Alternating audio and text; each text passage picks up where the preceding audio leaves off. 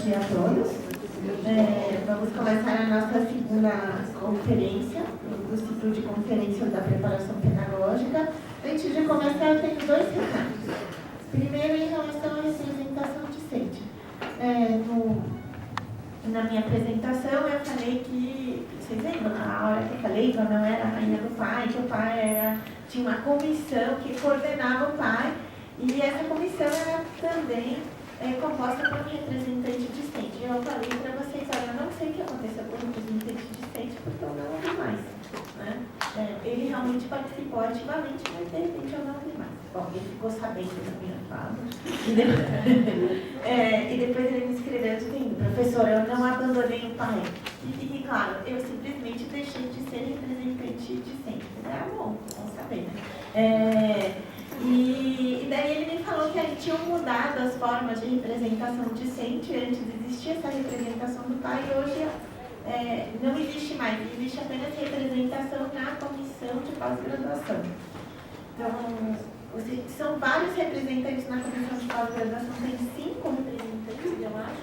E eu acho que a ideia é pedir para um deles integrar a comissão do pai. Então, a gente vai falar disso na próxima comissão. Então, o Milton Bortoleto, das ciências sociais, da sociologia, não é mais representante discente, e eu vou falar com um dos 5 representantes discentes da pós-graduação. Tem algum deles aqui?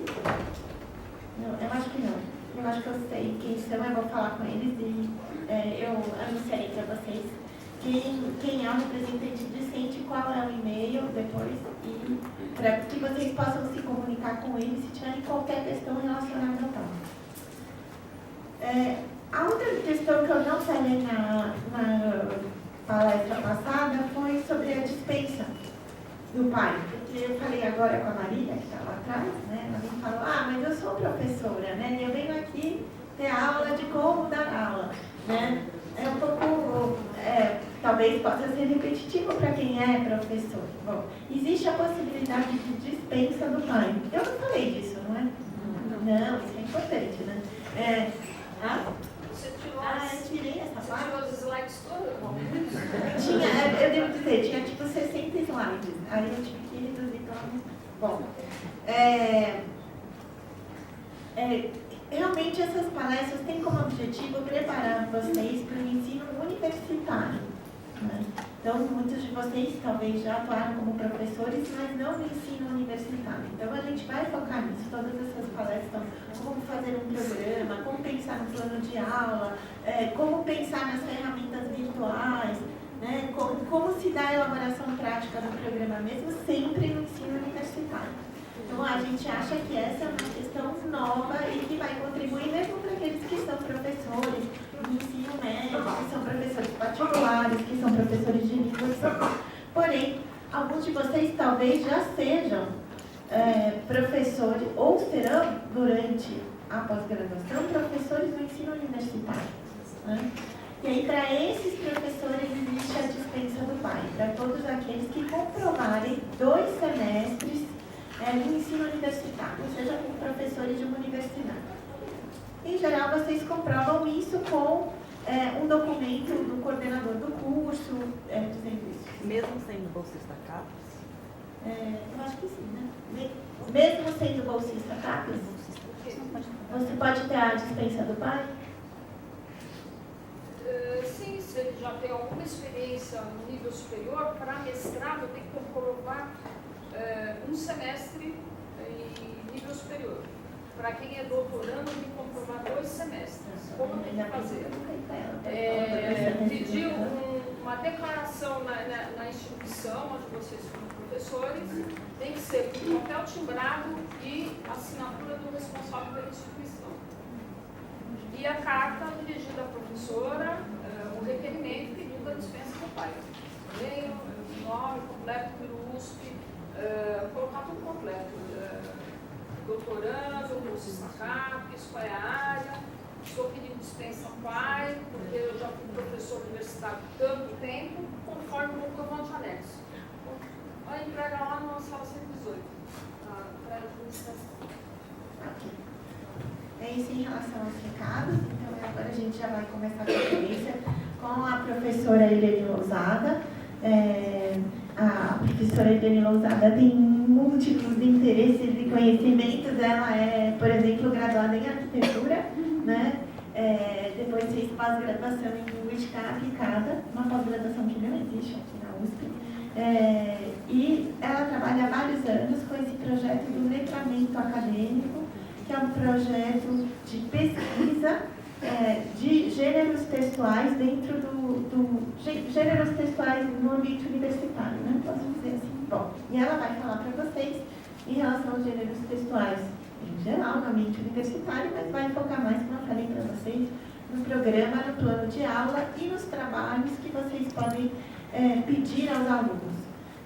Ela também é autora de muitos livros sobre gêneros universitários, aqui eu vou mostrar alguns, né, em resenha, trabalhos de pesquisa, resumo. Tá? E no final, aqui, se vocês ficarem até o final da palestra, espero que sim, esses livros serão sorteados entre vocês. Infelizmente só tem 5. Bom, eu agradeço muito a Eliane. É a segunda vez que ela vem aqui falar desse trabalho de pesquisa. Eu acho que ela se interessa também em difundir para que vocês também participem do letramento acadêmico. Bom dia a todos. Queria primeiramente agradecer bastante a Cláudia pelo convite, né? Como ela falou, é a segunda vez que eu estou aqui. E para mim é um prazer participar do PAI, porque desde que eu comecei a orientar, né, alunos de mestrado e doutorado, eu sempre tive alunos que participaram do PAI. Eu acho uma experiência incrível, porque, bom, tem essa parte toda, que é essa parte de preparação com as palestras, mas tem a outra parte, que é realmente participar da sala de aula, né, de um professor que já é professor de ensino universitário. E a minha área de atuação é ensino-aprendizagem, então, geralmente os alunos que assistem minhas aulas dentro do programa PAI são alunos que já dão aula, não na universidade em geral, em outros contextos, mas todos acham bastante importante para a formação deles esse contato com o que é ensinar na universidade, né? Porque, embora, claro, existam coisas que se fazem em qualquer ambiente de ensino, tem coisas muito específicas, né, do ensino na universidade. Então, esses alunos, mesmo com experiência de ensino-aprendizagem de línguas, eles acham bem importante participar do PAI. Então, assim, para mim é um programa bem importante. E eu espero que vocês aproveitem esse semestre, as palestras e também a preparação e também a parte de participação nas aulas no semestre que vem. Em relação a essa minha palestra, eu espero contribuir um pouco, né, com isso, falando desses gêneros que circulam na universidade. Vai ficar mais claro para vocês um pouquinho depois, porque eu vou mostrar um panorama de todas as situações de uso da língua, né? Em que situações diferentes a gente usa a língua no contexto universitário, para quê, quem que está produzindo, o que a gente espera dessas situações.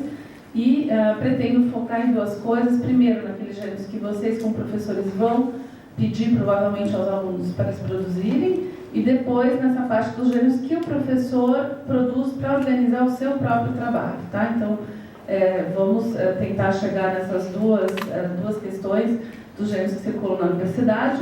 E eu previ alguns momentos em que vocês vão discutir um pouquinho entre vocês, a gente depois vocês podem interagir e falar algumas coisas para todos. E no final, além disso, vocês podem colocar algumas outras questões que vocês tenham em mente em relação a isso, ok? Então acho que a gente pode começar. Lembrando, para organizar a palestra, eu fui procurar, apesar de eu conhecer esse programa, acho que desde 2010, eu fui procurar o que está escrito lá no programa do PAI, né, e de que maneira que eu posso contribuir com vocês dentro do quadro desse programa, né? Então, se a gente for ler lá nos objetivos do PAI, a gente vai ver o programa de aperfeiçoamento de ensino destina-se a aprimorar a formação de alunos regularmente matriculados em programas de pós-graduação, cursos de mestrado e doutorado, para a atividade didática da graduação, né?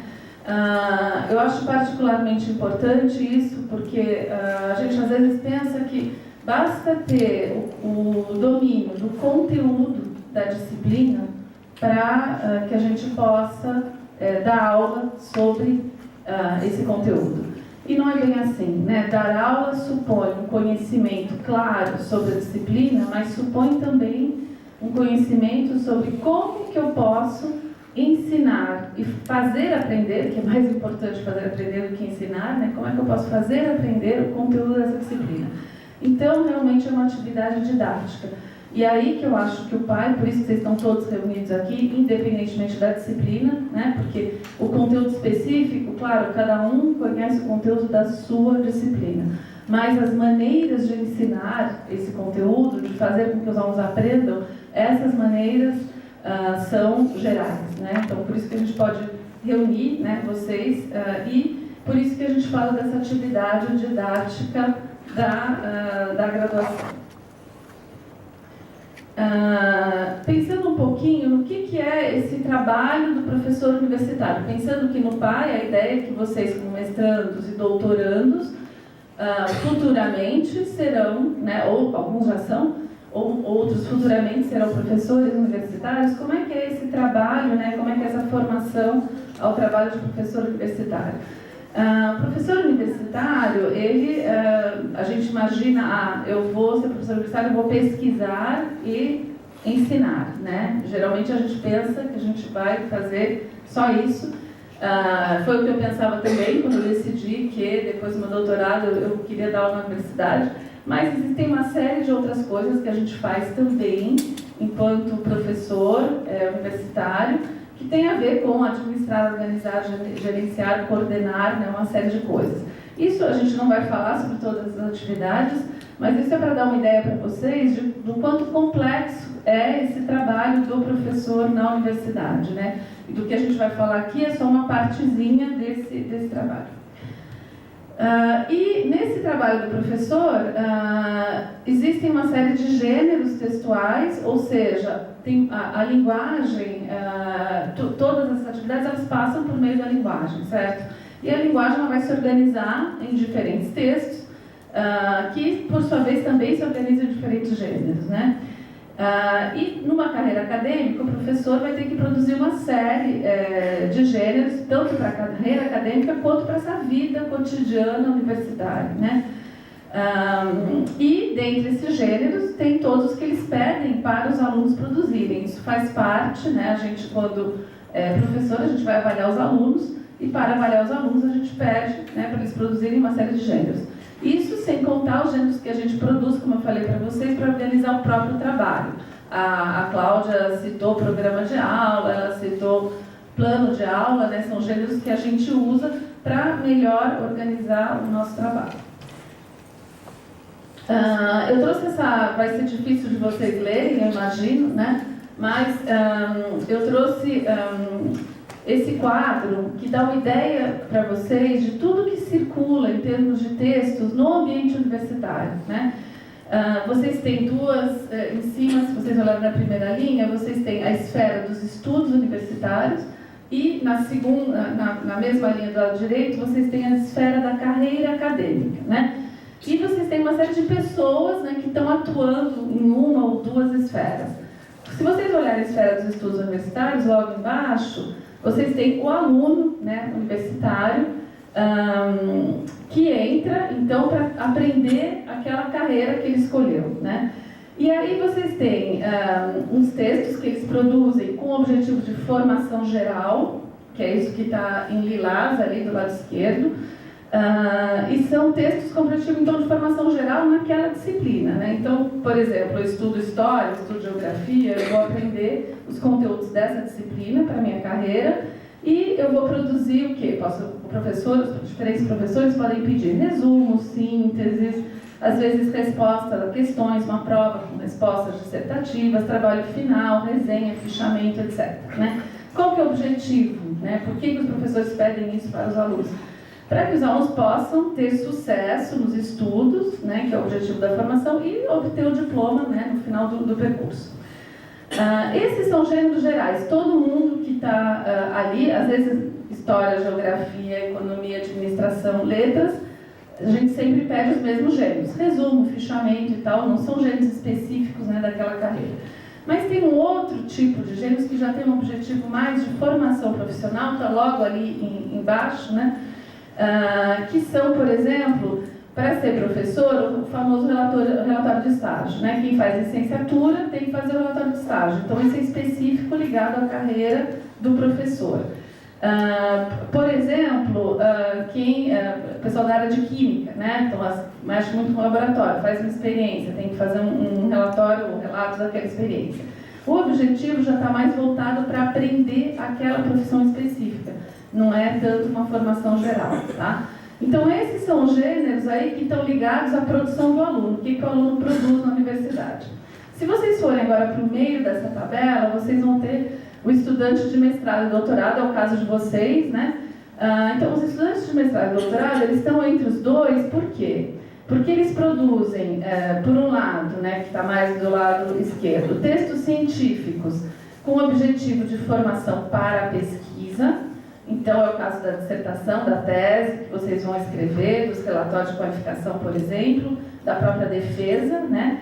Então, são textos que vocês escrevem ou falam para aprender o trabalho do pesquisador, né? Para ser reconhecido como pesquisador. Uma tese, depois que vocês defendem, vocês são pesquisadores, né? Então, tem esse objetivo. E, ao mesmo tempo, sendo os estudantes de mestrado e doutorado, sendo futuros pesquisadores, há uma série de textos que têm o objetivo de divulgação científica e, às vezes, de obtenção de verbas, né? E os alunos, então, que estão fazendo mestrado e doutorado, eles começam a produzir esses gêneros, é aí que eles começam a aprender essa produção.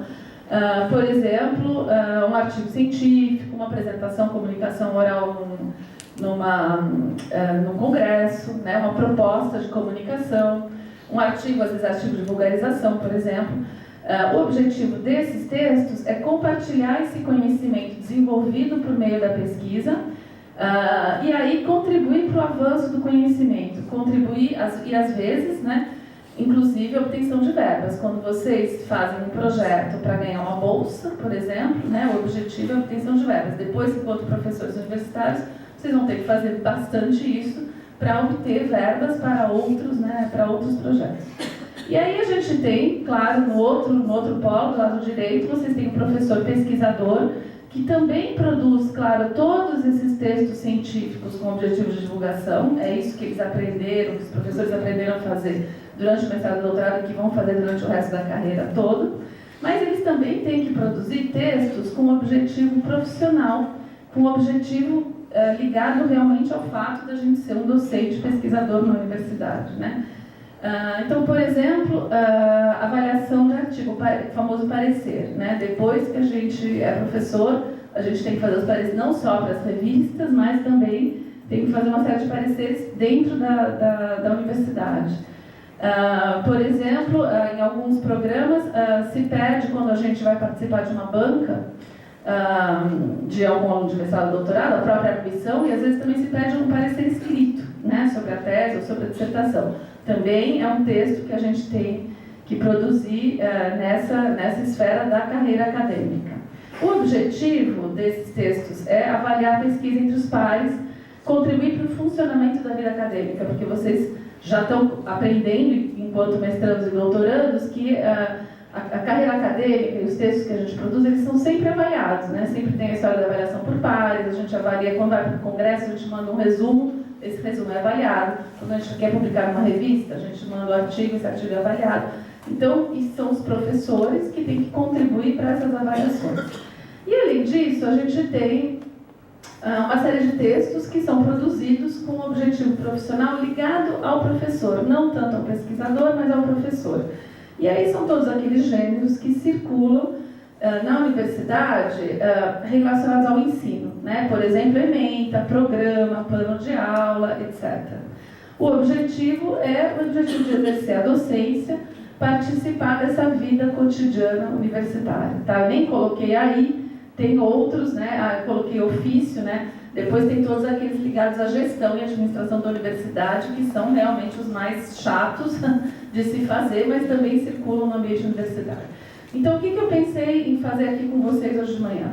Pensei em começar pelo lado esquerdo, os textos que vocês vão pedir para os alunos produzirem, né, enquanto alunos da disciplina que vocês darão ou dariam num ambiente universitário, e no final falar um pouco desses textos relacionados ao ensino, né, o programa de aula, a ementa, o programa e o plano de aula. Tá? Então é mais ou menos isso que eu pensei em falar com vocês hoje.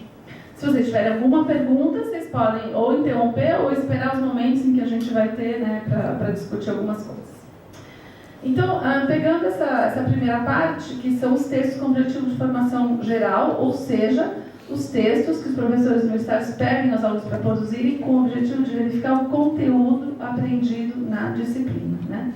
Então, é o que eu falei, podem ser disciplinas completamente diferentes, às vezes a gente pede, professores diferentes, disciplinas diferentes, pedem a mesma coisa, um fichamento, um resumo, etc.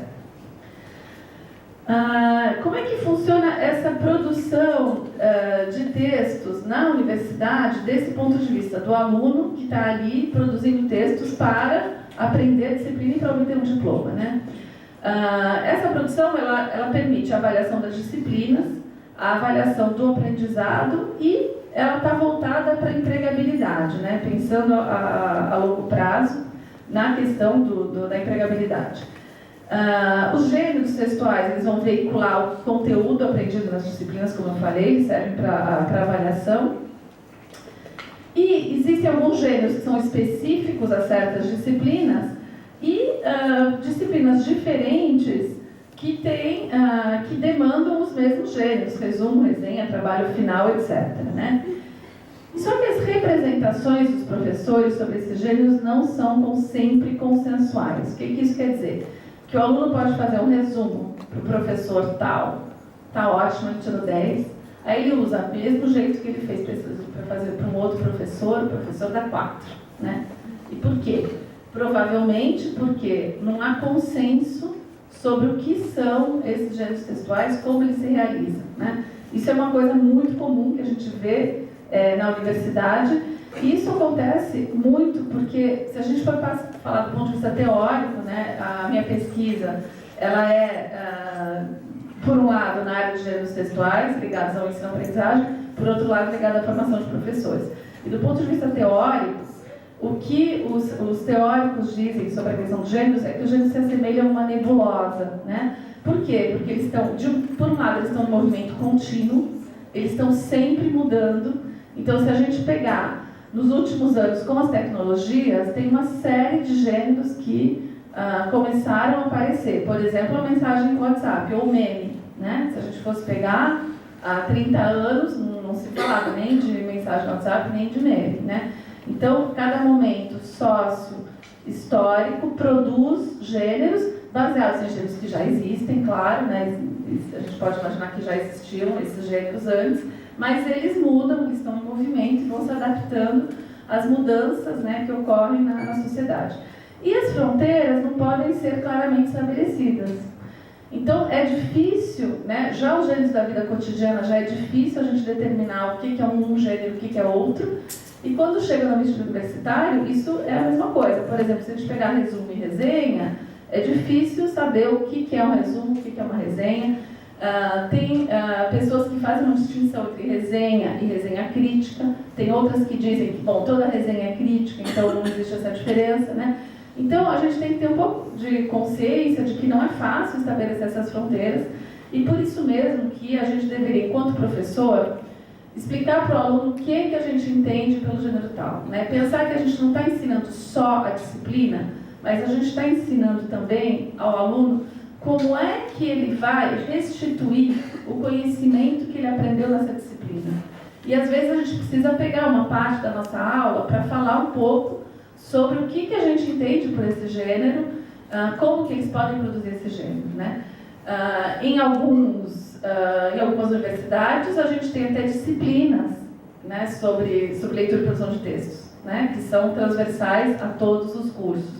Em outras, a gente tem estruturas de apoio, que eu vou falar um pouquinho, mas daqui a pouco eu falo um pouco para vocês sobre essas estruturas de apoio, pensando que realmente não há consenso e são coisas importantes para avaliação na universidade.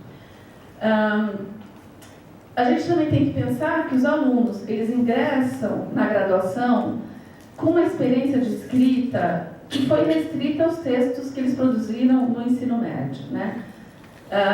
Com o ensino médio eles passam no vestibular, né, geralmente, né, demorando mais ou menos, né?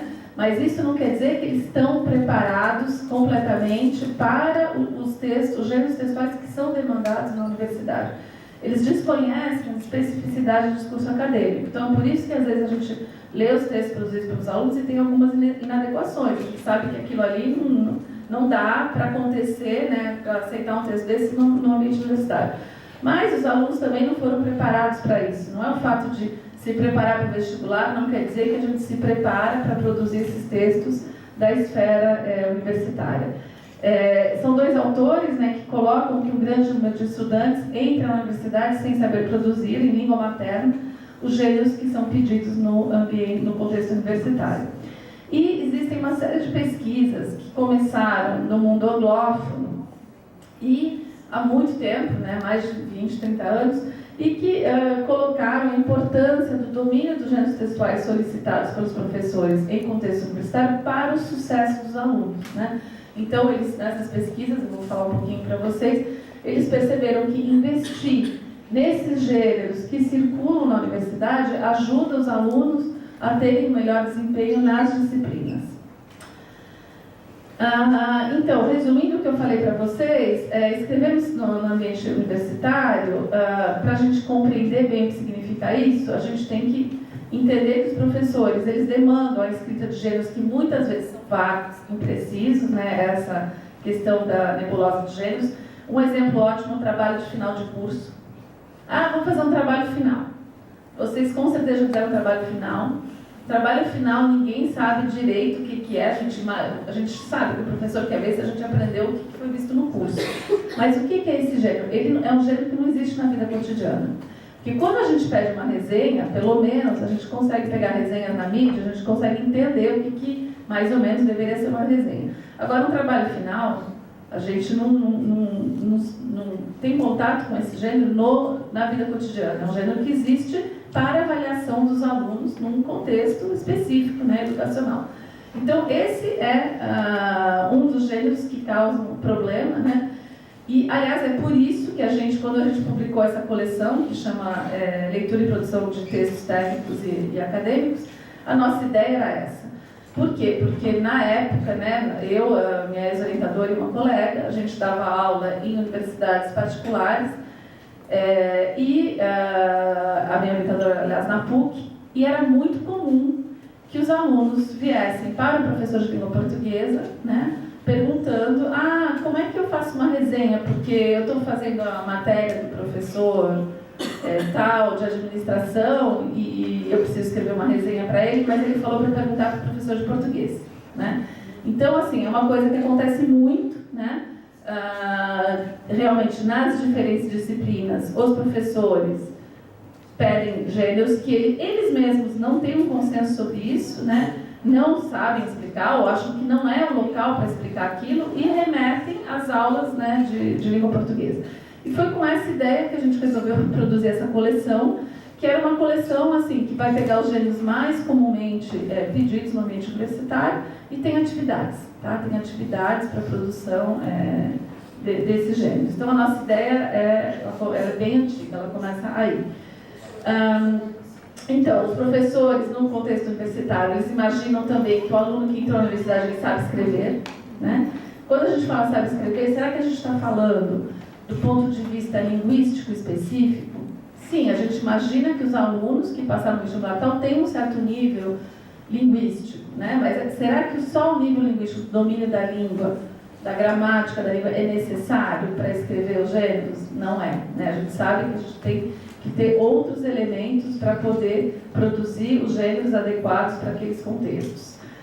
E como eu falei para vocês, os professores têm representações diferentes sobre alguns gêneros que têm contornos mais maleáveis. Vou dar um exemplo para vocês, que ocorreu comigo no ano passado. Eu todo ano dou uma disciplina de mestrado em didática do francês no Canadá, e no ano passado um colega meu da literatura me pediu se eu não podia dar uma aula, na aula dele de literatura, ele ia pedir para os alunos uma dissertação, né, em francês, e se eu não podia dar uma aula sobre uma dissertação. Eu falei, ok, eu posso dar, mas eu vou fazer assim, eu vou perguntar para você primeiro o que você está entendendo por isso, e vou perguntar para os outros professores de literatura dali daquele departamento. E qual não foi a minha? Eu não imaginava, mas a surpresa dele, né, e um pouco da minha também, quando a gente foi ver que, chamando da mesma coisa, dissertação, eles queriam coisas diferentes. Então, obviamente, o aluno que tinha ido lá naquela aula que eu dei, se ele tivesse ficado com a ideia de que todas as dissertações eram daquele jeito, que era do jeito que o professor da disciplina queria, se ele tivesse reproduzido aquilo com os outros professores, ele provavelmente teria tido uma nota ruim, né? Então, naquela palestra, eu precisei falar, naquela aula que eu dei, eu precisei falar que, olha, isso aqui é o que vai ser pedido aqui nessa disciplina, você sempre tem que conversar com o professor, sempre tem que ter um diálogo, para que fique claro o que esse professor está entendendo por dissertação, né? De por que ele está querendo avaliar dessa maneira. Quando os gêneros são escolares, como eu falei para vocês, gêneros que não existem na vida cotidiana, que é o caso da dissertação, que é o caso do trabalho final, essa necessidade é maior ainda, porque a gente não tem modelos que circulam na vida cotidiana nos quais a gente possa se apoiar, né? Então aí fica mais necessário ainda conversar com o professor.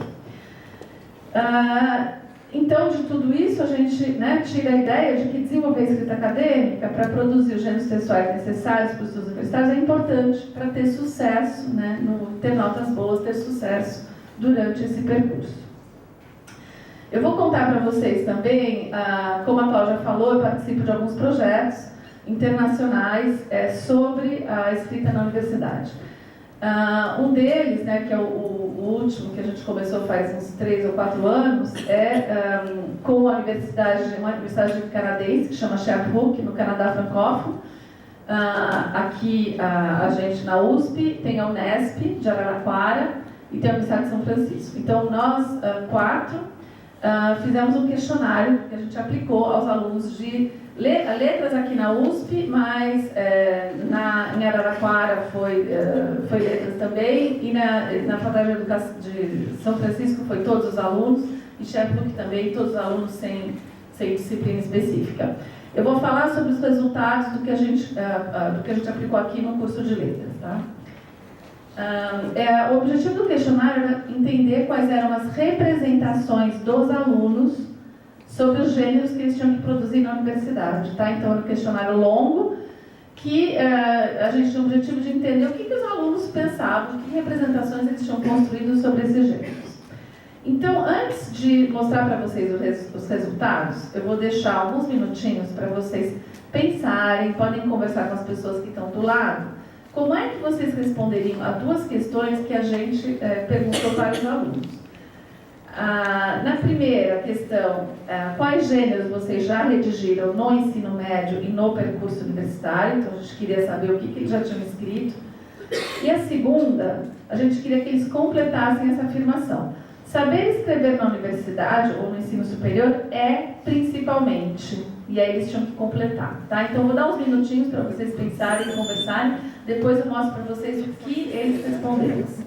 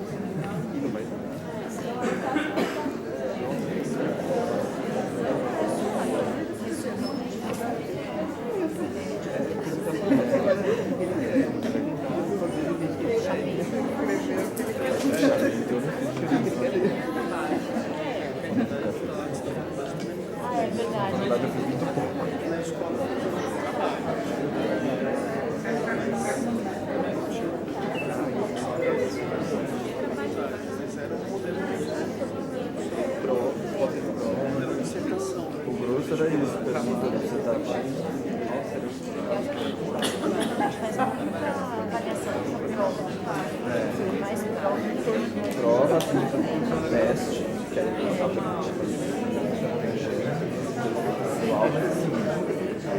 que não é resposta à questão. O formato Enem, o formato também é um texto dissertativo. Aí geralmente 4 parágrafos, é aquela coisa bem Esquemática. esquemática, formalzinha. Você tem na faculdade?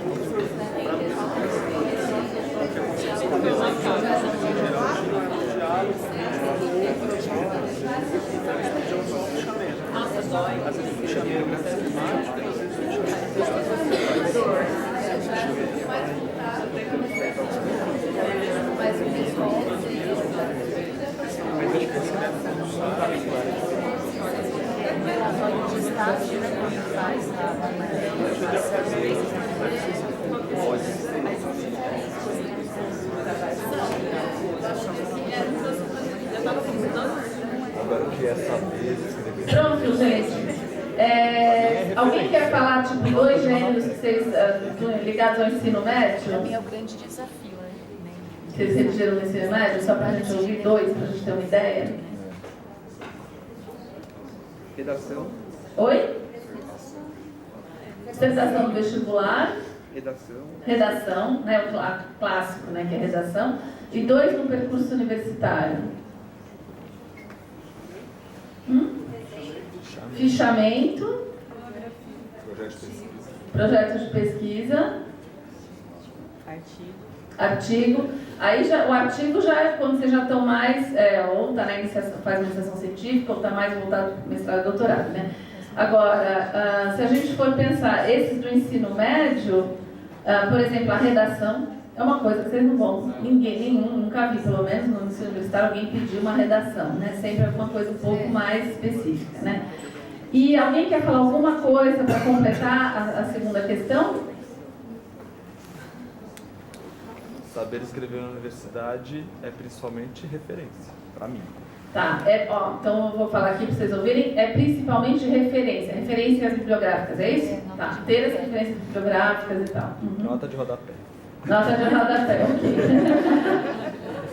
Os alunos não falaram, tem muitos que falaram nas respostas, muitos falaram dessa fase inicial, que era de ter acesso às fontes.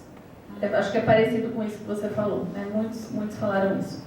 Bom, a gente aplicou esse questionário no segundo semestre de 2016, né? Alunos de letras do segundo, terceiro, quarto e quinto ano. Tinha um total de 131 alunos, que foram os que vieram nos dias em que a gente aplicou, porque já tem muito mais, mas vocês imaginam que eles não estavam lá naquele dia. A gente selecionou na primeira resposta, para eu mostrar aqui para vocês, tá? Eu vou mostrar os 3 ou os 4 gêneros que foram os mais mencionados, né? Não vou falar de tudo. E esses que foram mais mencionados, foram mencionados por entre 90% a 100% dos alunos, tá? Esses 3 ou 4 aí, só acho que teve um deles que foi menos de 80%, mas realmente eram muito consensuais esses gêneros. Então, em relação aos gêneros mais frequentes, no ensino médio, eles falaram resposta dissertativa a uma questão, análise de um texto e resumo de um livro, tá? E no percurso universitário, continuou resposta dissertativa a uma questão, análise de um texto, mas apareceu resenha e trabalho de mais de 3 páginas. É o famoso trabalho final. Então, o que a gente observa, né, prestando atenção nisso? A gente vê que no percurso universitário surgem 2 gêneros que são mais complexos do que aqueles que eles tinham visto no ensino médio. A resenha, então desaparece o resumo e aparece uma resenha. Por que é mais complexo? Porque demanda não só o fato de resumir, né, de sintetizar, né, a obra, mas também a expressão de um ponto de vista, uma apreciação sobre a obra, né, não é só o resumo. O trabalho também é mais complexo pelo tamanho, né? Então a gente sabe que os alunos às vezes, né, falam, nossa, eu não saio da primeira página, como é que eu vou conseguir escrever 15 páginas, né, aquele negócio. Mas também porque para escrever um trabalho mais longo, isso requer uma organização específica, que é uma organização da esfera acadêmica. Então, vocês, enquanto alunos de mestrado e doutorado, vocês sabem como que a gente tem que organizar um trabalho, né? Então, vocês sabem introdução, né, parte teórica, metodologia, etc. O aluno da graduação, ele tem tendência a primeira coisa que ele faz, às vezes ele escreve sem nenhuma separação. Ele vai escrevendo, e parece que ele nunca vai chegar lá no final, né? Então, essa organização, ela já é difícil se a gente pensar que ele não escreveu coisas desse tamanho quando ele estava no ensino médio, né? E tem uma série de movimentos argumentativos que a gente, quando faz pesquisa, vocês, enquanto mestrandos e doutorandos, vocês sabem, tem toda a questão da argumentação, como é que eu vou argumentar, já prevendo os contra-argumentos e tal. Que também é algo que eles, às vezes, desenvolveram, mas pouco no ensino médio. Além disso, a gente tem que se perguntar, essa análise do texto, que parece constante no ensino médio e no percurso universitário, será que é exatamente a mesma análise? Será que a gente pede as mesmas coisas? Provavelmente não, né? Espera-se um nível de reflexão crítica no ensino universitário que não é o mesmo, né, do ensino médio. Então isso mostra para a gente o quanto esses alunos são desafiados no ambiente universitário a fazerem coisas que eles não necessariamente sabem fazer ou aprenderam a fazer quando eles estavam no ensino médio. E o vestibular, a única coisa que ele vai cobrar, ele cobra dissertação, né, do vestibular, mas depois disso são conteúdos ligados às matérias que eles tiveram, não são coisas que vão preparar para esse ensino universitário. Em relação a saber escrever na universidade, no ensino superior, o que eles responderam? Saber organizar suas ideias, né, entre 53% e 78% mais ou menos responderam isso. E saber argumentar para defender suas ideias, entre 34% e 44%, ou saber exprimir seu pensamento por escrito, entre 34% e 41%. Aqueles que falaram das fontes e tal, falaram, mas teve menos frequência do que esses três. O que não apareceu, né? Porque a gente tinha uma série de possibilidades para eles, o que não apareceu, ou apareceu com pouca frequência. Saber respeitar as características dos gêneros textuais. Apareceu pouco, só numa turma do final do percurso, quer dizer, no final da universidade eles estão começando a entender que o gênero é importante para expressar aquela ideia, né? A ideia ela não se expressa da mesma maneira em gêneros diferentes. Eu posso ter o mesmo conteúdo, a mesma ideia, mas como o gênero depende do contexto de produção, para quem que eu estou escrevendo, com qual objetivo, eu vou escolher conteúdos dentro daquele macro conteúdo, eu escolho conteúdos específicos para cada gênero textual. Vocês sabem disso porque quando vocês vão no congresso, a pesquisa de vocês é a mesma, mas dependendo do congresso, se vocês sabem que o público do congresso conhece mais ou menos aquilo que vocês vão apresentar, vocês escolhem conteúdos diferentes para apresentar, né? Vocês não apresentam necessariamente os mesmos. Idem para uma revista. Quando vocês estão pensando, vou enviar meu artigo para a revista tal, vocês pensam um pouquinho qual que é o público daquela revista e o que eu vou escolher da minha pesquisa para mostrar aqui, né? Então, assim, a tese e a dissertação mostram tudo, mas depois, nos diferentes contextos de apresentação de pesquisa, congressos, diferentes artigos, vocês selecionam. Isso mostra que o gênero e o contexto de produção daquele gênero influem nos conteúdos. Então, não dá para eles imaginarem que eles vão sempre falar as mesmas coisas, as mesmas ideias, os mesmos conteúdos em gêneros diferentes. Só que isso eles aprendem só no final. Levar em conta o destinatário do objetivo do texto é a mesma coisa. Só 34% falou isso nos outros semestres. E no final do percurso, quando eles chegam no 5º ano, 48%, aí eles começam a perceber que, dependendo do destinatário, do meu objetivo, eu vou, com aquele texto, eu vou trazer coisas diferentes em termos de conteúdo. Então, aí a gente pôde ver que no nosso curso de letras, né, francês, a gente tem essa deficiência de que os alunos estão focando mais na questão da organização das ideias, na argumentação, como se isso fosse independente do contexto de produção do texto e dos gêneros a serem produzidos, tá? Então, isso para a gente foi muito importante, para a gente entender que estava faltando a gente explicar alguma coisa para os alunos nas disciplinas de literatura, por exemplo. Esses aspectos aí que eu falei, que aparecem com pouca frequência, eles devem ser discutidos e ensinados, sobretudo se a gente observa que é só no final do curso que eles começam a aprender isso. Se isso fosse ensinado antes, eles provavelmente teriam tido mais sucesso, né, nos outros anos. Então, as conclusões dos estudos. Os alunos universitários eles têm que redigir gêneros mais complexos do que o que eles aprenderam anteriormente. Eles não transferem sistematicamente as operações de linguagem que aprenderam para a escrita dos gêneros solicitados na universidade. Por exemplo, eles podem ter aprendido no ensino médio a fazer um artigo de opinião e podem ter se preparado para a dissertação, na dissertação do vestibular, né? No qual eles têm que, por exemplo, dominar a argumentação. mas não é evidente para esses alunos que o que eles aprendem em termos de argumentação eles podem transferir para os gêneros universitários, tá? Então, essa é uma questão.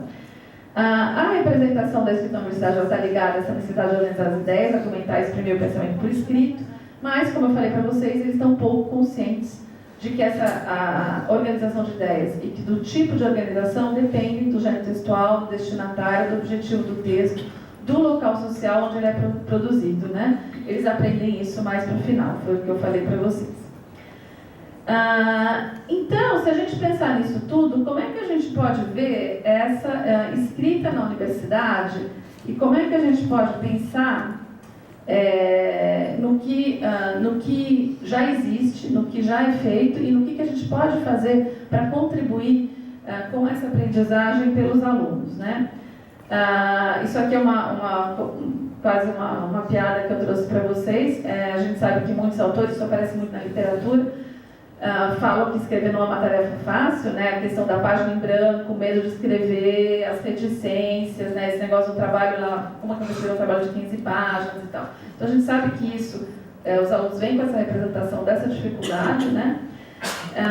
E existem uma série de coisas que a gente pode implantar para contribuir para essa aprendizagem em relação aos alunos.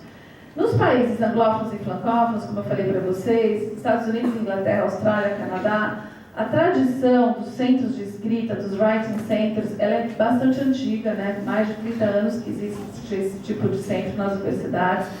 Tem um projeto muito interessante que chama Escrita através do currículo, que é pensar na questão da escrita independentemente da disciplina, né? Então, ações que envolvem todas as disciplinas, sabendo que escrever é uma constante no ambiente universitário. E centros de aprendizagem, né, acadêmica. No Canadá francófono acontece a mesma coisa que acontece nos países anglófonos, né? E na França, embora não seja tão organizado, os alunos no ensino médio, o ensino médio na França é completamente diferente do nosso. Eles aprendem a produzir uma série de gêneros que eles já vão usar na universidade, né? Que não é o caso do que acontece no Brasil. Então, eles também estão mais preparados. Aqui, na década de 70, começa a aparecer a questão da redação vestibular, né? Isso começa a ser um objeto de investigação científica, mas restrita à questão da dissertação do vestibular. Na década de 80, a gente começa a pensar um pouco mais na escrita de universitários. Na década de 2000, a gente começa a pensar na metodologia de escrita, na pesquisa acadêmica. Foi essa coleção, como a gente começou a escrever em 2004, né? Então é uma década enquanto a gente começa a pensar nessa metodologia da escrita. Começam a ser feitas pesquisas sobre o letramento acadêmico, né? Poucas, né? Em 2010, por exemplo. E depois de 2008, 2010, as universidades, principalmente as federais, elas começam a criar aqueles cursos, que são cursos de leitura e produção de textos, né? Que são uma intersecção entre diferentes cursos da graduação. E mais recentemente, a gente começa a ver centros de escrita, laboratórios de escrita, laboratórios de letramento acadêmico, como a gente vê nessas universidades anglófonas. A gente tem um aqui na FEFELESH, eu vou dar para vocês no final o endereço, a gente criou isso daí na Letras, eu vou mostrar para vocês o site um pouco. Quando a gente criou o nosso em 2012, era o terceiro do Brasil, né? O primeiro pioneiro foi na Universidade de Santa Maria, por causa de algumas professoras pesquisadoras que trabalham com essas pessoas de universidades anglófonas sobre escrita acadêmica. E tem um segundo, e a gente criou o nosso, e agora tem outras universidades criando esse tipo de ajuda, que são os centros de escrita, ou laboratórios de escrita acadêmica. Eu vou colocar também algumas perguntas para discutir relacionadas a isso. Que ações vocês podem fazer? Então, vocês podem pensar em ações que vocês já fazem para quem já é professor, em ações que vocês poderiam fazer, em coisas que vocês achavam que faltaram aqui quando vocês eram alunos. Então, o primeiro, o quanto você leu e escreveu na graduação, que gênero de texto, quais foram mais fáceis, quais foram mais difíceis para vocês? Qual que foi o objetivo das tarefas escritas? Como que foi a avaliação dada pelo professor? Eram textos para se tornarem públicos ou eram só tarefas escritas para o professor? Vou dar um exemplo para vocês. A gente, na Letras, no francês, tem uma disciplina que vem no último ano, que chama monografia, e na qual muitos professores pedem para os alunos escreverem um artigo. E como a gente tem uma revista discente, geralmente esse professor organiza um número dessa revista com os textos produzidos pelos alunos para a disciplina em forma de artigo. Isso é publicado. Então não é mais o texto só para ganhar uma nota do professor, é um texto que vai se tornar público e que vai ter uma função social, né? Então esse é um exemplo. Vocês conhecem outros, têm ideias de outros possíveis, né? Como é que a escrita é tratada nesses cursos? O que poderia mudar? Como é que você poderia promover a escrita acadêmica no contexto dessa monitoria em que vocês vão atuar no próximo semestre? Vocês acham que tem alguma coisa que vocês poderiam fazer? Claro, em conjunto com o professor, né? Ou no futuro trabalho em contexto universitário. Eu vou dar alguns minutinhos para vocês falarem, e depois quem quiser falar para todo mundo é bem-vindo. Podem escolher algumas, podem fazer como vocês quiserem.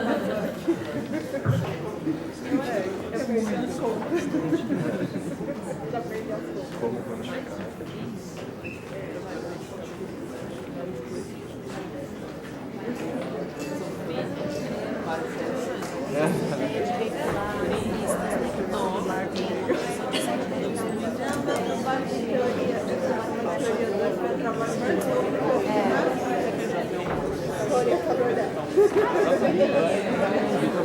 Ele dá um livro, né? Não, eu fiz teoria da história básica.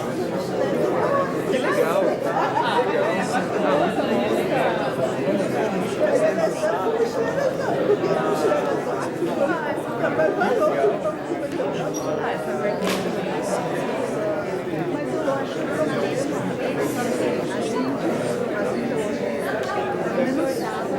Na história é muito mais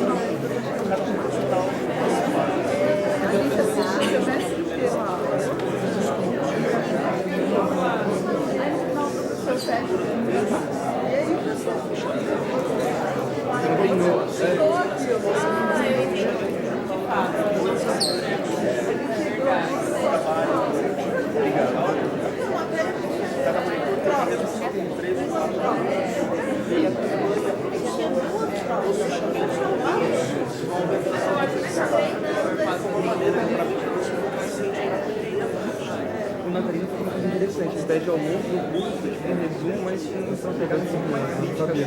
Algumas questões. Algumas questões. Coisas pequenas, sabe? passando por esse modelo, Então, acho que 2, 3 semanas eu vou mais 5, depois da comunidade, então mais complexo nas duas. para cada bloco de texto. Eu tenho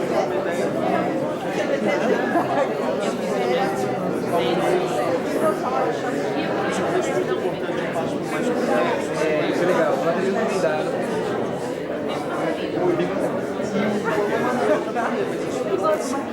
Ele pediu um paper, basicamente. Lembra? Ele falava chamava de paper. Isso é interessante também no caso do os alunos produzirem um artigo. Porque a revista discente tem É verdade. Isso é maravilhoso. nossos alunos criaram, né? Claro que o corpo editorial da revista tem professores são publicados nesse trabalho, mas tem uma disciplina tá ligado?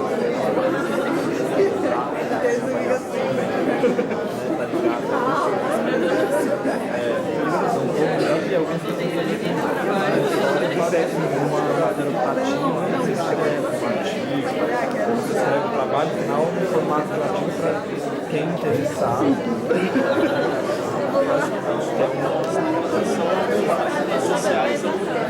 Então na graduação eu achei que é muito assim, Ela faz só para matéria. Já ocorreu, é um trabalho que aí o professor sugeriu ao aluno se publicar. Mas aí tinha que transformar em artigo.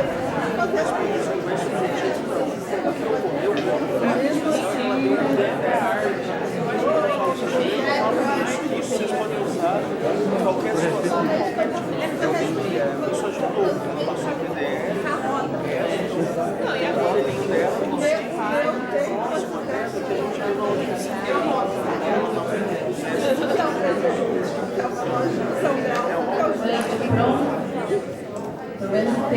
bastante gente que comentou bastante coisa. Quem gostaria de compartilhar, vocês podem ou pegar aqui o microfone, ou vocês falam e eu tento repetir para todos poderem ouvir. Quem gostaria de compartilhar alguma coisa?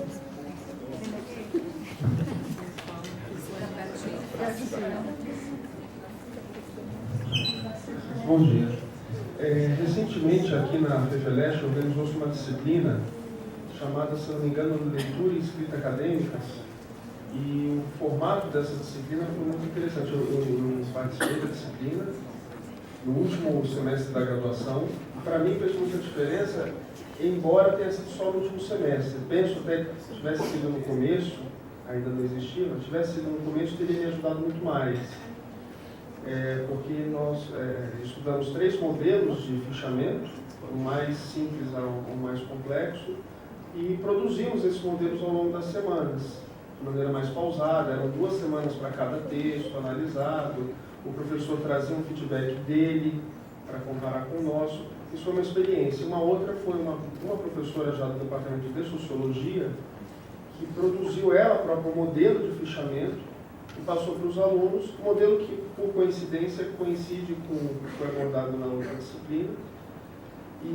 Mas isso, quando depois eu atuei como monitor voluntário de uma disciplina que ela ofereceu, nós discutimos em montar, que não foi possível organizar junto aos alunos, porque era todo noturno e não tinha horário, mas organizar fora do horário de aula um pequeno laboratório para ajudá-los a fichar os textos da disciplina. Acho que são 2 exemplos ótimos, né? O primeiro, eu ouvi falar, eu conheci a disciplina, teve uma procura, acho que não sei se eram 200, 250, tinha muita gente interessada, para vocês verem a lacuna que isso é na universidade, né? E a segunda é ótima, a professora de Sociologia que entende a necessidade de trabalhar isso, se ela quiser que os alunos de fato aprendam, né, e tenham uma boa nota na disciplina. Quem mais? Pode falar. Comentando aqui, um dos que foram elencados aqui enquanto gêneros principais dentro da academia é a questão do ensaio. E eu penso nessa questão, por exemplo, de a outra maioria dos gêneros, a outra parte, às vezes você tem uma questão muito tensionadora, muito tensionada entre a voz de um terceiro que você evoca ali no seu trabalho e às vezes a questão do tom pessoal. Por exemplo, no ensaio a gente decididamente percebe, por exemplo, principalmente quem faz literatura, de que o ensaio, esse tom pessoal, ele é um pouco mais evocado. Tem essa questão que eu acho que é muito pontuada para quem está também na questão de dirigir o texto para quem e a partir de quem está falando do texto. A questão, esse pensamento também entre a produção que eu faço, por exemplo, e quem futuramente vai tratar de ler esse texto, principalmente pensando que se tem o texto, por exemplo, para vias de artigo, você fica pensando um pouco que às vezes, muitas das vezes, é por ser de uma outra área que não é a da nossa, mas que por algum motivo tem contato com aquele texto, criar uma familiaridade com aquela área e talvez a questão de ser ou mais específico ou mais genérico, é toda uma questão de empuxo que tem.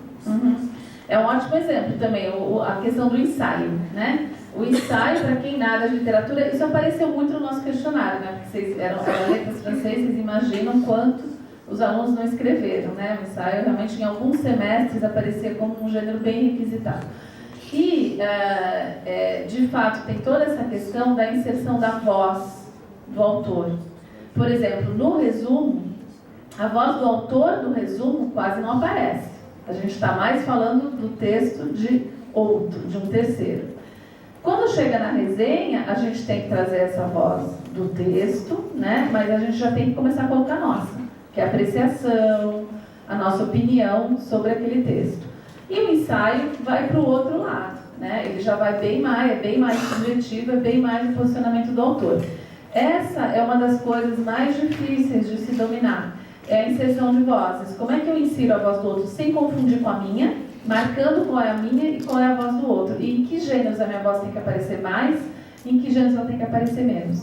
Isso no ensino, no mestrado e doutorado, é realmente uma das coisas mais difíceis de se dominar, né? Deve ter acontecido, não sei se com todos de vocês, mas às vezes o orientador lê, ou às vezes na banca se fala, olha, aqui a gente não sabe se quem está falando é você ou é o autor, né? Porque é muito difícil de fazer essa separação. Em outros casos, falam, mas a sua voz não está aparecendo aqui nessa dissertação, né? Como é que eu posso, numa dissertação também, em alguns momentos, deixar aparecer minha voz, em que momentos que eu tenho que só trabalhar com a voz do outro, né? Então, a questão da inserção de voz, a gente trabalha, no resumo e resenha, a gente trabalha bastante a questão da inserção de vozes, como é que a gente insere essa voz do outro, né, autor no texto. Então, acho que é um exemplo muito bom esse do ensaio. Alguém mais? Gostaria de falar alguma coisa? Vocês podem perguntar no final, se tiverem perguntas ou comentários, né, a gente vai chegar lá e vocês podem comentar. Então, assim, agora eu vou passar para uma parte em que eu vou falar para vocês de alguns gêneros que são geralmente solicitados nas diferentes disciplinas. Vou falar rapidamente, né? São justamente os gêneros que eu trouxe aqui que estão nesses livros, tá? Então, resumo, resenha, né? Vou dar um exemplo, vou mostrar um pouco para vocês. E vou falar de um gênero que nem todos conhecem, né? Que, na nossa opinião, é um gênero inovador para o desenvolvimento do pensamento crítico, uma coisa que a gente quase nunca pede, porque, em geral, a gente pede um fichamento e não o diário de leitura, né? O diário de leitura não é um gênero que surge na universidade, ele é um gênero que vem do cotidiano. Muitos escritores famosos tinham diário de leitura. Virginia Woolf é uma delas, né? Tem muitos outros que mantinham um diário de leitura. Em relação ao resumo, eu selecionei algumas características principais, né? Porque um slide, claro, não vai dar para falar de tudo, no livro ele está bem mais detalhado. O que é esse resumo? Ele retoma as ideias de outro texto, interpretando as ideias, né? Sintetizando. Tem uma coisa que a gente chama de processo de sumarização, que acontece de diferentes maneiras, né? Diferentes maneiras linguísticas, né? Por exemplo, isso daí é o que está aparecendo em vermelho, né? No texto eu marquei em vermelho, né? Quando vai retomar de forma geral essas ideias do texto. Além disso, no resumo, a gente tem que interpretar os atos realizados pelo autor do texto original. O que significa isso? Por exemplo, às vezes a gente lê um texto em que o autor faz uma série de perguntas, né? Então, assim, o autor coloca lá perguntas. Mas qual, por exemplo, em relação a isso, era o futuro da francofonia? Mas qual pode ser o futuro da francofonia hoje? Como será a francofonia no século XXI, né? Como é que quem está resumindo o texto vai fazer com essas questões? Ele vai ter que interpretar utilizando um verbo. Nesse caso, o autor questiona, ou o autor se interroga sobre, né? É isso que a gente chama interpretar os atos realizados pelo autor do texto, né? Às vezes o autor fala contra uma série de coisas, né? Então, assim, como é que a gente vai resumir isso? A gente vai ter que escolher um verbo. Então, o autor se contrapõe a, ou, sei lá, ele nega, né? Então, isso é uma coisa que a gente tem que aprender. Não é evidente, né, a gente escolher esse termo que vai interpretar o que está sendo feito linguisticamente no texto que a gente está resumindo. O resumo não contém a opinião do autor, né? Mas essa escolha dos verbos para interpretar os atos do texto original revela uma certa interpretação do texto, né? Então, por exemplo, o que está em azul não se trata de uma defesa patriota de uma língua, mas de reflexão sobre a importância da valorização de um idioma, etc. Vocês vão ver que o que está aí não é uma opinião, mas interpreta de certa forma o que está sendo feito no texto. É um pouco da subjetividade do autor. A gente pode dizer que no resumo tem uma baixa subjetividade, né? Tem muito pouca subjetividade, mas claro que sempre tem, porque na linguagem não dá para a gente dizer que não há subjetividade nenhuma na linguagem, né? Para escrever um resumo, vocês devem ter percebido, é preciso ter um bom domínio do sistema de coesão nominal, por isso é nominal, mas verbal e conexão, né? A coesão nominal ela vai aparecer nessas escolhas aí linguísticas que a gente vai fazer para interpretar os atos do autor do texto resumido. A resenha ela também tem essa questão de retomar as ideias de outro texto, interpretando e sintetizando. Tem o mesmo processo de sumarização, mas não para aí, porque o autor da resenha ele vai ter que expressar sua apreciação, sua opinião sobre o texto de base, né? Então, além de fazer o que foi feito no resumo, ele precisa acrescentar uma apreciação, uma opinião sobre o texto de base. Ele também vai ter que interpretar esses atos realizados pelo autor do texto, né? Alguns exemplos de verbos: apontar, criticar, argumentar, negar, afirmar, né? Por exemplo, às vezes a gente vê que a gente lê um texto, vamos falar um texto de crítica literária, o texto inteiro é de crítica literária. O que a gente vai fazer? A gente vai ter que escolher verbos que permitam, tem 5 parágrafos sobre uma crítica, eu não vou poder fazer 5 parágrafos, então eu tenho que usar o autor critica, né, e sintetizar, sei lá, coisas, ideias que apareçam nesses 5 parágrafos, né. Então esses verbos são muito importantes, né, e além disso tem que deixar clara a opinião. Agora, como que é deixar clara essa opinião? Essa é uma dificuldade dos alunos. Quando a gente fala tem que deixar clara a opinião, às vezes o aluno coloca: eu achei esse texto, né? Ou esse texto para mim bom. Não é exatamente assim que a gente marca a nossa opinião numa resenha. Geralmente a gente marca isso de uma maneira mais sutil. Então tem uma série de usos de adjetivos qualificativos, positivos ou negativos, que a gente vai escolher para dar a nossa apreciação sem dizer eu penso que, eu acho que, ou na minha opinião, né? Então isso também tem que ser ensinado, né, para os alunos. Então eu posso colocar, o exemplo que eu trouxe está em francês, mas vou ler aqui o que está em vermelho ali no comecinho. Essa obra de Philippe Delerme, é muito conhecida e teve muito sucesso, né? Bom, aí a gente pode, como é língua estrangeira, né, a linguagem, eles estavam no 4º semestre, então vocês podem imaginar que não é se a gente com o domínio da língua materna, a gente faria isso de uma maneira um pouco mais, uma escrita um pouco mais refinada. Ou embaixo, quando o aluno coloca, o autor apresenta uma subjetividade muito particular em seus relatos, né? Então, muito particular, ele está dando a opinião dele, ele está dizendo como é que ele pensa que é essa subjetividade do texto. Só que ele não está dizendo, na minha opinião, tal coisa, tá? Então, isso é algo que precisa ser trabalhado com os alunos, né? Claro que exige também um bom domínio do sistema de coesão nominal, verbal e conexão. E, para terminar, eu vou mostrar para vocês, bom domínio da argumentação. No resumo, não aparece muita argumentação. A argumentação ela pode estar no texto que está sendo resumido. Mas na resenha, a argumentação já existe para dar a nossa opinião sobre aquele texto, né? E para terminar, vou falar um pouquinho para vocês sobre o que é esse diário de leitura e por que a gente pensa que é um gênero inovador para os estudos, sobretudo os estudos universitários, né? Porque ele é um gênero livre para pensar em outros textos. Quando a gente pega um resumo, uma resenha, um fichamento, a gente quer que o aluno diga para a gente o que ele entendeu do texto, certo? E a nota vai ser boa se ele mostrar que ele entendeu o texto. Raramente a gente propõe espaços na universidade para o aluno dizer que ele não entendeu o texto. Geralmente o professor não quer saber se ele não entendeu, ele quer saber se ele entendeu. Raramente a gente promove espaços para os alunos discordarem do que o autor falou, né?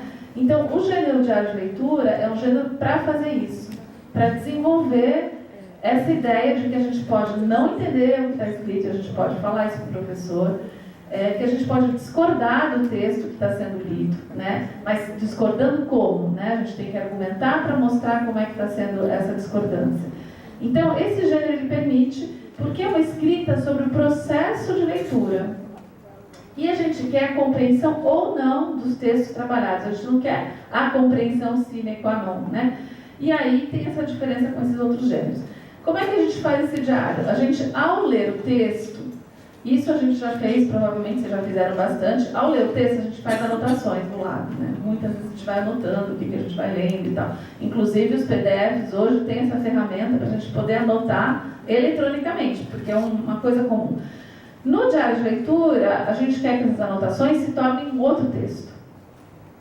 Então, a gente quer que haja um diálogo com esse texto, um diálogo no sentido bakhtiniano, ou seja, eu estou eu estou dando a minha compreensão responsiva ativa a esse texto. Então, eu estou dizendo, isso eu entendi, isso eu não entendi. Isso eu entendi, mas eu não concordo. Eu lembrei, lendo isso, eu lembrei de um filme que eu vi que falou aquilo. Ou lendo isso, eu lembrei da aula do professor de filologia que falou aquilo, né? Quando a gente está lendo, a gente faz essas relações, é normal. Só que a gente não tem o hábito de explicitar essas relações que a gente faz para compreender ou não o texto. E no diário de leitura, essa possibilidade de fazer ligações, estabelecer relações com outros textos, com outras ideias, com outras obras culturais. Às vezes a gente lê um texto que a intertextualidade nos remete a outro texto que a gente leu, né? A gente faz automaticamente esse diálogo, mas raramente a gente tem uma maneira, num resumo, numa resenha, isso não vai aparecer, né? Então é um local em que isso deve aparecer. E isso ajuda a melhor compreender o que está sendo ensinado, ou até melhor mostrar para o professor que algumas coisas precisam ser mais discutidas na sala de aula porque elas não estão claras, né? Então, para a gente, esse gênero, ele permite o exercício do pensamento crítico, né? Concordar e discordar, né? O que a gente faz pouco no ensino médio, porque a gente está muito preocupado com a avaliação, ele tem que entender o texto que está sendo dado.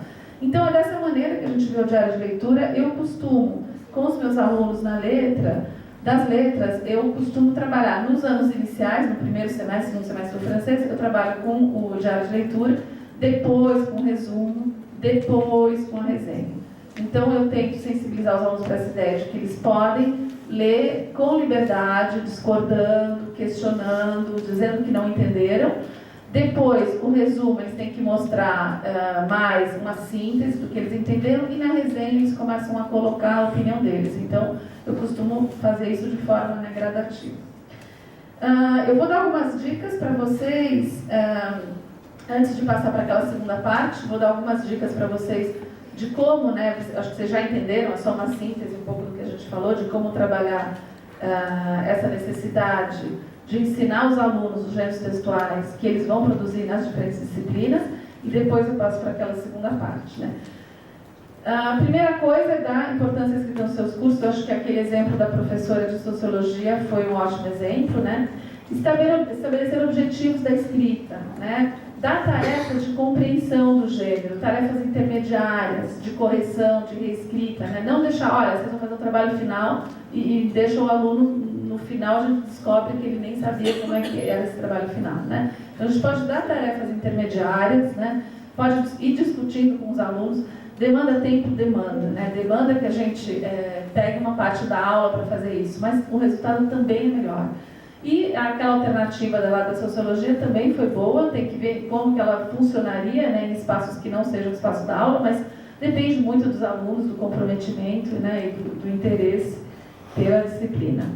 Integrar a leitura e escrita, né, pensando que assim, a gente dá uma série de leituras para os alunos, e às vezes eles vão colocar isso numa prova final, num trabalho final. Por que não fazer tarefas ao longo do semestre em que eles vão lidar com essas coisas que eles leram, né, de formas diferentes, fazer um pequeno resumo, um resumo curto de alguma coisa que eles leram, ou fazer um diário de leitura de algum dos textos que eles leram, para integrar essas duas habilidades ao longo do semestre.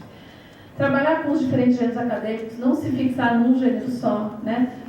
Quanto mais gêneros a gente trouxer para esse ambiente, mais facetas diferentes daquele texto que eles leram, eles vão poder colocar, né? Porque como a escolha dos conteúdos ela depende do gênero textual, se a gente trabalhar com uma variedade de gêneros, a gente está assegurando que os alunos, em geral, vão lidar melhor com diferentes conteúdos que eles leram, né? Ensinar a trabalhar o gênero textual, né? E não apenas o conteúdo, né? O exemplo da coleção. Eu uso muito o Moodle, né? Eu dou muita tarefa intermediária pelo Moodle ou qualquer outra plataforma. Para sistematizar o ensino da escrita é ótimo. Nessa versão nova que a gente está tendo do E-Disciplinas, a gente consegue dar o feedback ali no próprio texto, tem uma série de ferramentas de marcação. E aí, quando chega no final do semestre, não é aquela coisa, meu Deus, vou ter que olhar milhões de modelos na internet para descobrir o que é tal coisa, porque eu não sei produzir isso, né? Então, é uma maneira da gente evitar essa questão da produção que aparece só no final do curso. E a última dica que eu dou para vocês, quando vocês estiverem, sei lá, numa outra universidade, dando aula, criar centros de escrita ou estruturas de apoio à aprendizagem desses gêneros acadêmicos, partindo do princípio de que é preciso ensinar os alunos a produzirem, né? A gente não vai ensinar só a disciplina, a gente vai ensinar como eles produzem esses gêneros. E, às vezes, como ele estava colocando, essa ideia de fazer grupos fora das aulas é porque a gente, às vezes, realmente não tem tempo de trabalhar tudo numa aula. Então, os centros de escritas, eles surgem com essa ideia. Eu vou mencionar para vocês como é que a gente faz com o Laboratório de Letramento Acadêmico. Esse aqui é o site, está no site da FEFELESH, é só vocês digitarem que vocês vão ver. A gente criou esse centro em 2012, como eu falei para vocês, e a gente trabalha em parcerias com disciplinas. A gente tem várias ações. Uma delas é a parceria com disciplinas. Eu, no francês, por exemplo, quando os meus alunos têm que escrever resumo, resenha ou diário de leitura, eu faço uma parte da nota, um ponto da nota, valendo 10, vale o atendimento no laboratório. Então, eles têm que marcar um horário no laboratório para discutir o texto deles antes de entregar. E quem trabalha no laboratório são meus alunos de mestrado e doutorado que fazem pesquisa na área de escrita acadêmica. Então, eles vão, eu trabalho com língua estrangeira, então uma vez ou outra eles precisam corrigir alguma coisa de língua, mas o objetivo não é a língua, é a escrita daquele texto. Como é que aquele texto se organiza? Com esse aluno de mestrado e doutorado lendo o texto dele, o que ele pode ver como leitor, que percepção ele tem naquele texto, como que ele poderia melhorar aquele texto. Se vocês entrarem no site, depois vocês vão ver tudo, né, o que acontece durante esse atendimento. A gente tem explicações sobre como que é feito o atendimento. Ele existe para inglês, francês e português, tá? Então, são essas 3 línguas que circulam no laboratório. O feedback que a gente tem dos alunos é excelente. Quando eu coloco como obrigatório um ponto da nota, porque eu acho que é um hábito. Então, a gente vai desenvolvendo esse hábito. E a experiência que eu tenho é que, no início, quando os alunos conhecem isso no início, eles se tornam fãs do laboratório. E depois, em outras disciplinas em que não é obrigatório, eles acabam indo porque eles veem aquilo como uma ajuda para a produção textual deles, que às vezes a gente não tem tempo de fazer durante a aula. Então, essa é uma dica aí que fica para vocês, de algo que vocês podem tentar montar na universidade de vocês, se inspirando de outros centros que já existem, né? Tem muita pesquisa nessa área, como eu falei para vocês, na área de inglês, e no Brasil também está começando e já tem em mais lugares. Bom, vou chegar aqui na última parte. A gente está ótimo, porque essa última parte ela é mais rapidinha, e realmente a gente vai ter tempo para terminar, e vocês poderem fazer questões sobre os dois, né? As duas partes da palestra. Então, terminando aqui, falando com os textos que são escritos com objetivo profissional, os textos ligados ao trabalho do professor, ou seja, textos produzidos para exercer a docência. Então, como eu falei para vocês, eu tenho pesquisa na área de gêneros textuais e de formação de professores. E aqui eu estou pensando bem na questão da formação de professores, de entender o que é esse trabalho do professor. Ser professor é um trabalho, né, como todos os outros. Não sei se vocês viram no Facebook essa semana, o Luciano Huck falando de, né, como é que é? Se você quer aumentar a renda, né, então fazer um bico, vamos ser professor. Não. Na nossa perspectiva, ser professor não é bico, é um trabalho, né, dá bastante trabalho, e a gente tem que aprender, né, então é outra perspectiva. E vou falar sobre um aspecto só desse trabalho do professor, que é muito complexo. Um aspecto desse trabalho do professor é que ele tem que lidar com o fato de que existem muitas prescrições no nível institucional geral, e só que ele tem que pegar tudo isso e ele tem que atingir o aluno dele específico na sala de aula, né? Então, a gente tem orientações que são orientações para o Brasil inteiro, por exemplo, sobre o ensino, né? No ensino universitário isso é um pouco mais maleável, quando a gente está no ensino básico, no ensino médio, é bem mais específico, tem programas de orientação, né? Na universidade é um pouco mais livre, mas mesmo assim a gente tem na universidade um projeto pedagógico do curso, né? Se vocês forem no site, eu vou mostrar para vocês, tem um projeto pedagógico do curso, que muitas vezes o aluno nem lê, e muitas vezes o professor também não conhece o projeto pedagógico do curso. Depois vocês têm que fazer as ementas. Quando o aluno vai lá procurar a matéria na qual ele vai se inscrever, ele procura lá a ementa. A ementa, ela é um pouco mais geral. O professor, naquele semestre, vai montar o programa dele em função daquela ementa, né? Ele pode, o mesmo professor, pode pegar a mesma ementa em anos diferentes e mudar um pouco o programa, né? E ele tem uma coisa que chama o plano de aula, que é aquilo que eu vou fazer para eu dar minha aula de amanhã, né? Então, eu com esse programa, amanhã eu vou dar aula tal e eu tenho os alunos tais neste semestre. O que eu vou fazer para adaptar para esse contexto? Então, a gente vê que a gente vai do mais amplo, mais geral para todos, que é o projeto pedagógico, e chega ao mais específico, mais contextualizado, que é o aluno na sala de aula. Então, a gente vai para o institucional, né, completamente institucional, para aquele aluno, e esse aluno vai variar. Eu comecei a dar aula aqui em 2009, e eu posso dizer que os meus alunos de 2009 não são os mesmos deste ano, né? E a gente vê que cada ano isso vai mudando, e às vezes, no mesmo ano, a gente tem a classe da noite, que é de um jeito, a classe da manhã, que é de outro, né? E a gente tem que levar isso em conta na nossa preparação a partir do projeto pedagógico. O projeto pedagógico não mudou, a ementa não mudou, mas a gente tem que mudar o nosso ensino, né, em função do aluno. Então, peguei aqui um projeto pedagógico. Olha, eu fui procurar os projetos pedagógicos, eu achei uma coisa que vocês, um dia que vocês tiverem tempo, porque a gente não tem muito tempo, infelizmente, para fazer a parte da preparação, mas vale a pena, porque os projetos pedagógicos já mostram muito, né, do que são os diferentes cursos. O da letras, para chegar no objetivo, demora. Começa com duas citações, né, aí fala do histórico, bom, eu não consegui nem pôr tudo aqui. Aí eu cheguei lá no departamento de filosofia, já foi bem mais, né, direto ao ponto, né? Então é bem interessante, gente. Então, assim, vale a pena, eu achei instrutivo para mim, né, eu pensar nisso.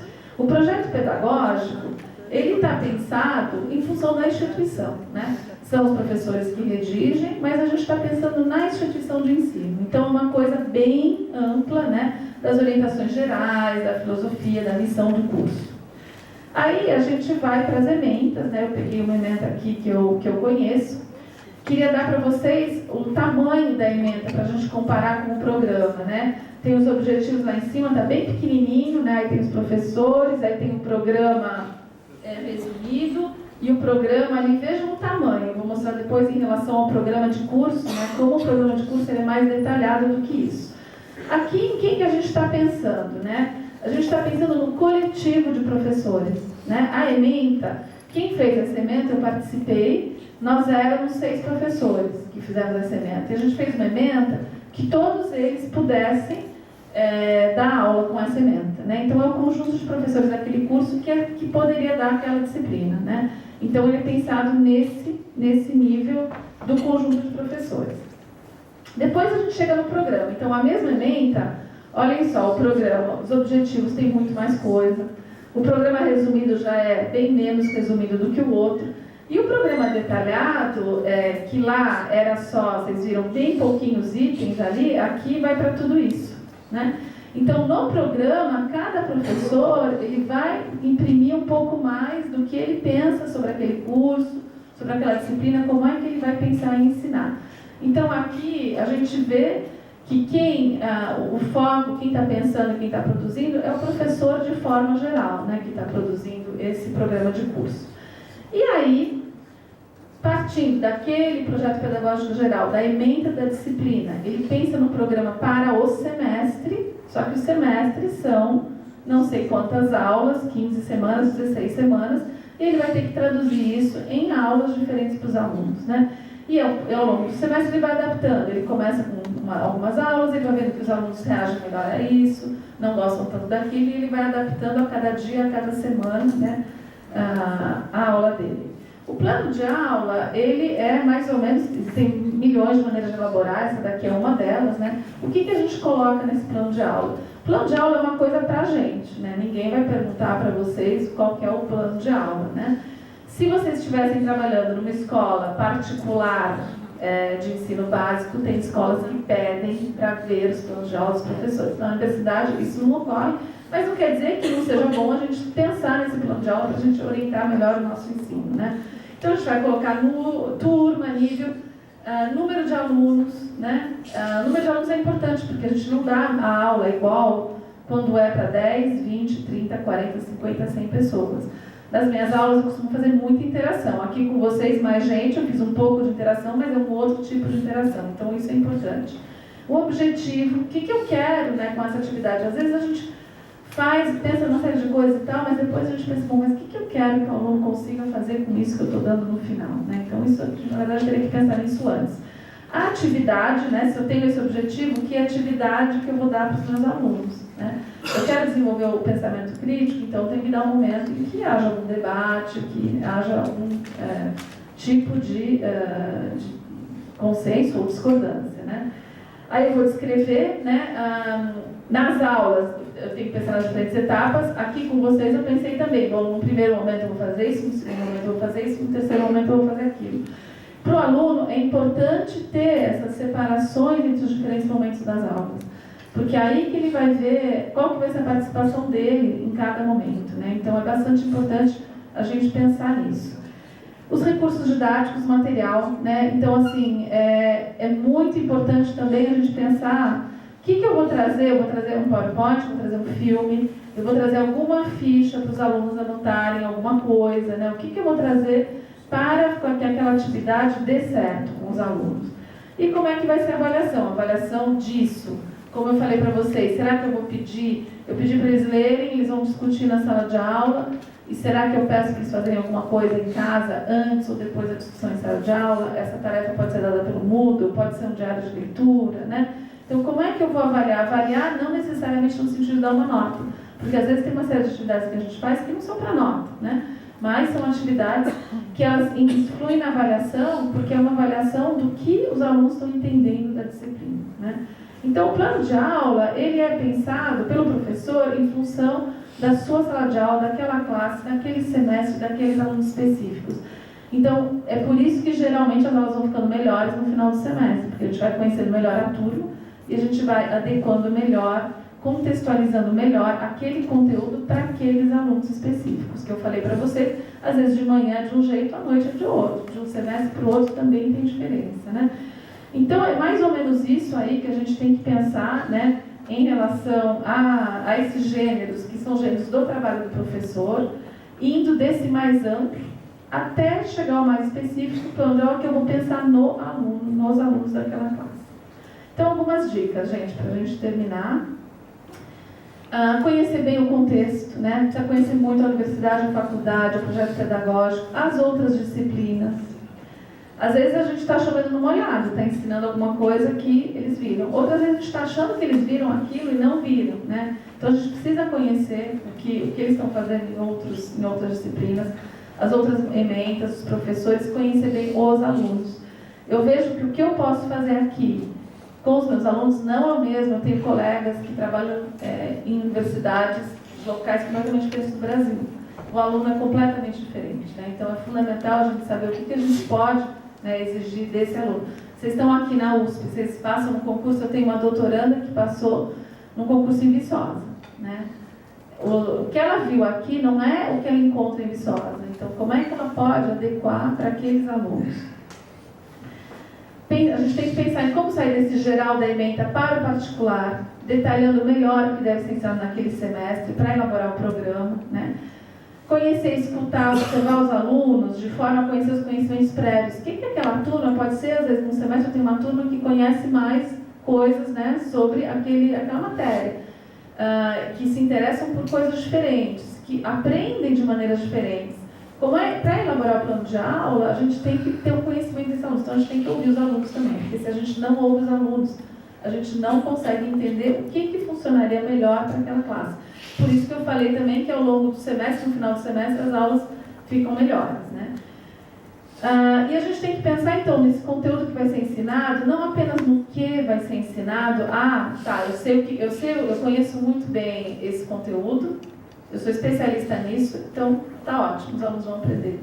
Não é só isso, né? Não é só eu dominar o conteúdo, eu saber o que vai ser ensinado, mas eu pensar também em como, né? Como é que eu vou ensinar isso que eu sei tanto, esse conteúdo que eu domino, como eu vou ensinar para os alunos?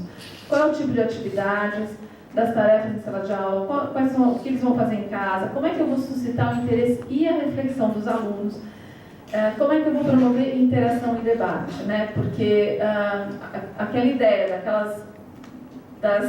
principalmente na aula de humanas, mas em várias aulas, em que, por ter uma turma de 200, 300 alunos, a gente acaba fazendo algo que não leva em conta os alunos, que não prove nenhum tipo de interação, é algo que está sendo cada vez menos utilizado, né?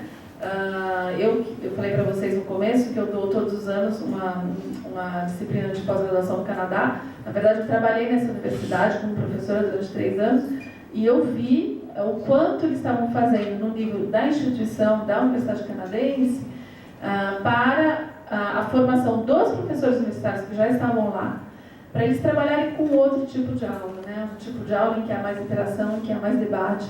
Por quê? Porque isso promove muito mais a aprendizagem, né? Então, são modelos que estão sendo atualmente muito questionados. Então, a gente tem que pensar, né, nesse tipo de coisa, porque talvez daqui para o futuro, apenas ter o conhecimento específico, claro que é super importante, super, e isso dá para perceber pelos alunos.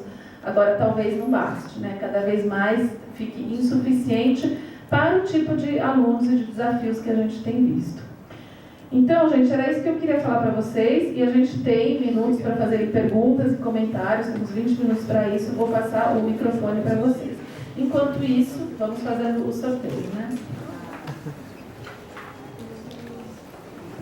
Perguntas, comentários.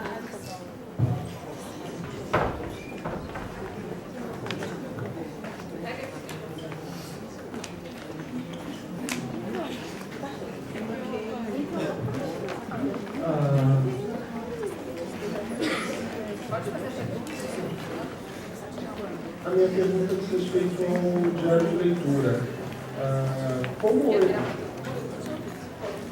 Como que o diário de leitura pode ser aproveitado no contexto didático para o professor? Como o professor e o estagiário que está auxiliando podem se valer do diário de leitura como mecanismo de avaliação e em que medida isso ajuda o aluno? Isso não ficou claro para mim. Olha, essa é uma pergunta ótima, né?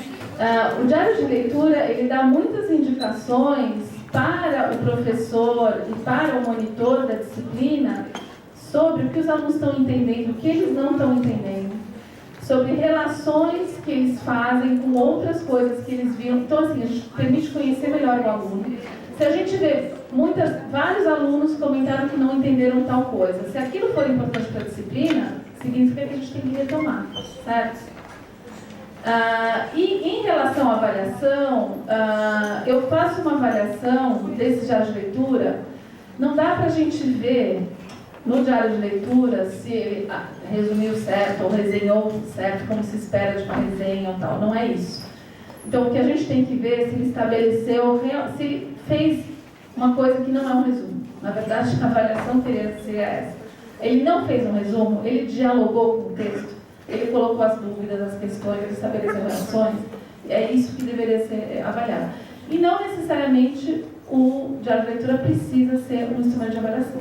Ele pode ser só um instrumento de melhor compreensão dos conteúdos, né? Você quer falar o número?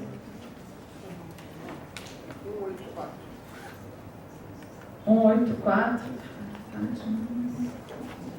É só isso aí que tá. É 184 aqui nessa lista mesmo, já entendi. 184. Valéria Feldman, tá aí? Então, pode escolher. Vem aqui, pode escolher um. Tá? Quem mais, gente? Quem quiser fazer uma pergunta, já tira isso.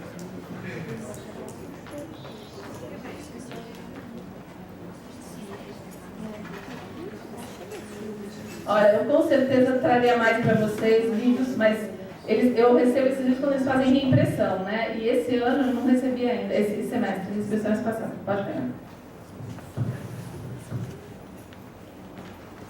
Já tira, fica assim,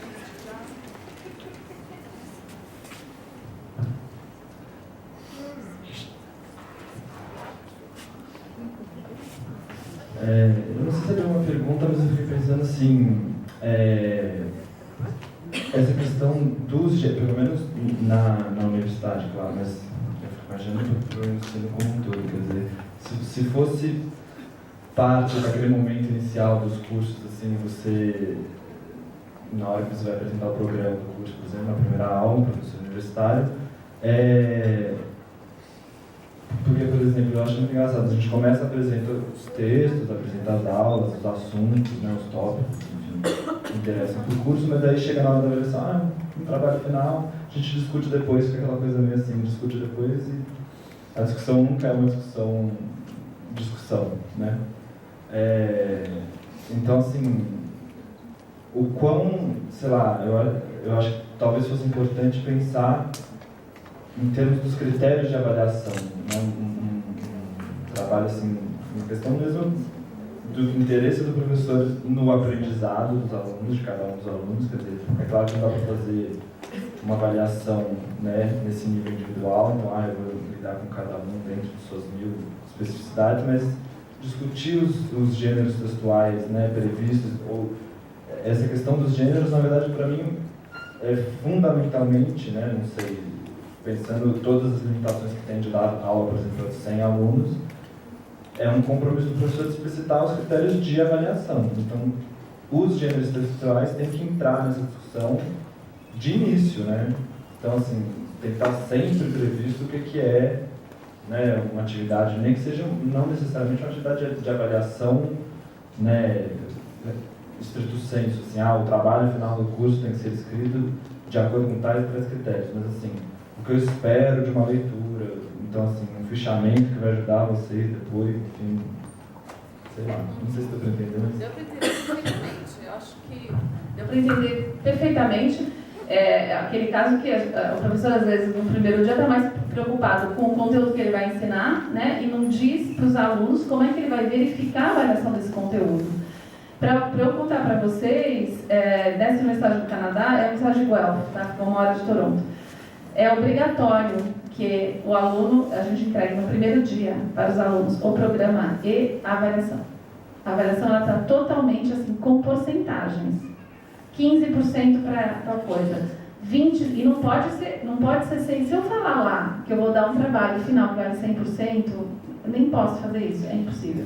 A nota tem que ser dividida em várias porcentagens, né? É bem complexo, né? O semestre dura pouco, são 3 meses, mas é uma preparação enorme para aquele semestre, porque a gente tem que fazer exatamente isso. A gente tem que explicar o modo de avaliação. Lá, esse modo de avaliação ele tem que estar totalmente detalhado no que a gente entrega para o aluno, né? E realmente é super importante. Eu aqui não chego a isso, né, de fazer totalmente assim, mas no primeiro dia eu sempre explico o que vai ser e retomo.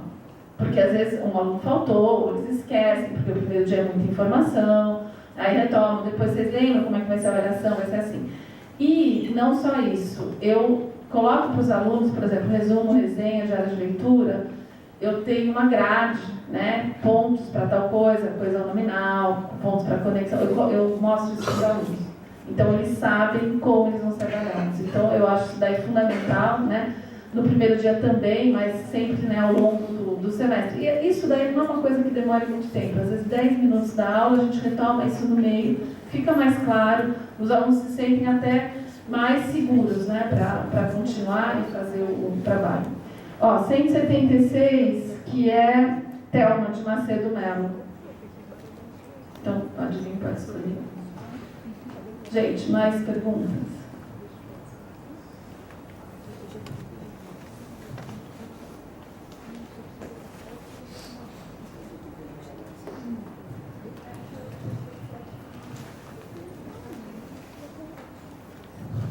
Eu tenho uma pergunta um pouco mais prática. Você fez ali uma divisão, né? Então, o diário de leitura, onde a pessoa colocaria dúvidas, o que entendeu, o que não entendeu, se ficou claro ou não. Um resumo, que seria, então, detalhes, digamos assim, sobre o texto em si. E, por fim, a resenha. E na resenha você colocou que deveria ser colocado qual é a compreensão do texto. Né? E a minha dúvida mais prática é, por exemplo, e aí, né, na outra pergunta você falou, não tem como avaliar um diário de leitura, mas uma resenha eu tenho. Se eu não posso incluir alguns elementos na resenha, então, por exemplo, Não falar, né? Eu fiquei com dúvida na resenha sobre isso, mas incluir, o autor não deixou claro tal aspecto, acredito que tal aspecto deveria ser melhor explicado. Alguns aspectos que não ficaram claros sobre a compreensão do texto, eles não poderiam ser incluídos na resenha. Acho ótimas perguntas práticas, né? Indo bem para os textos que são produzidos, né? Retomando, nesses 3 textos, a gente pode ver a compreensão do texto original, nos 3, tanto o resumo, quanto a resenha, quanto o diário de leitura, né? A diferença é que no diário de leitura, além da compreensão, a gente tem a incompreensão também, essa que é a diferença. O que eu disse que não pode ser avaliado, não é bem, eu avalio, tá? Mas eu disse que ele não necessariamente precisa ser um sistema de avaliação, foi isso que eu falei. Eu avalio, eu dou nota, porque eu trabalho como é que é o diário de leitura, e uma das notas do semestre, eles têm 5 notas, uma delas é essa. Então dá para avaliar. Você colocar na resenha, o que a gente precisa tomar cuidado é o que é esse gênero resenha. Se de fato o autor do texto que está sendo resenhado não deixou claro, é nosso papel enquanto resenhista colocar. O autor não esclarece, realmente. Agora, eu não vou poder colocar na resenha, enquanto gênero, uma coisa que eu não entendi. Porque não faz parte do gênero. Senão eu estou pedindo para os alunos fazerem um gênero que não é de fato o gênero resenha, só porque eu quero ver isso dos alunos. Aí já é melhor pedir o diário de leitura, né? Então, assim, quando a gente trabalha com a questão desses gêneros, e a gente está na formação universitária, então, assim, a gente tem que pensar que esse aluno, ele vai depois para a vida, esses textos, eles circulam, né, não o diário de leitura, se bem que o diário de leitura, como eu falei para vocês, tem Virginia Woolf, tem uma série de escritores que escreveram, né, mas ele vai, talvez, ele possa escrever uma resenha no futuro, e a gente vai estar dando na sala de aula um modelo de resenha que não é a resenha de fato. Então, daria para colocar isso que você falou, o autor não esclarece, se de fato ele não esclarecer, não se o aluno não entendeu. Claro que pode acontecer, enquanto aluno de graduação, talvez o autor tenha esclarecido e ele não tenha entendido, mas isso o professor vai perceber, né? Mas não dá para dar isso como um modelo do que seria uma resenha. Porque quando a gente trabalha com esses gêneros, o que a gente faz também é mostrar modelos para os alunos. Então eles têm um modelo, eles leem o que é, a gente conversa sobre o que é com exemplos, por isso que eu trouxe exemplos aqui para vocês. Gente, 116, Marcela dos Santos Abreu. Quer pegar outra? Não está aqui, já pega 2 de uma vez. Gente, mais alguma pergunta? Uma pergunta, por favor. O laboratório de letramento acadêmico, de que forma ele pode ajudar na minha tese, na minha elaboração da minha tese? Ele está aberto? Tudo Tá aberto. Olha, ótima pergunta prática também. Deixa eu só falar aqui, porque aí se as pessoas quiserem, elas já vêm vindo. Um é 82, que é Josefina Raquel Ciconetti. Você não está dando sorte. 65, Glauco Costa de Souza. Também, você já pega o próximo. Então, o Laboratório de Letramento Acadêmico está aberto para vocês todos, né? Ele está localizado na FEFELESH, mas na verdade ele está aberto para todas as faculdades, se a gente quiser. Pega 2 de uma vez.